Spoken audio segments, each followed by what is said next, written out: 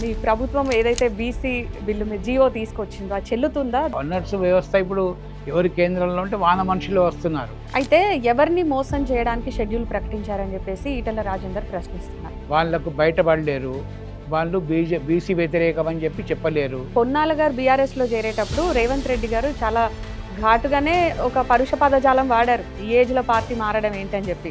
అటువంటి వాళ్ళు ప్రలోభపడ్డారా ఏం పడ్డారా అన్న ఆర్థ దృష్టితో 10 మంది ఎమ్మెల్యేల విషయానికి వద్దాం.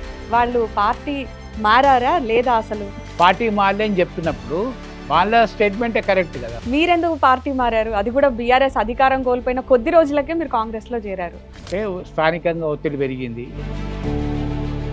ఈ కాళేశ్వరం ప్రాజెక్ట్ మీద సిబిఐ ఎంక్వైరీ వేయడానికి కారణం ఏంటి? దానిలో తప్పులు జరిగినాయని చెప్పి అసెంబ్లీ సాక్షిగా ప్రూఫ్ అయింది.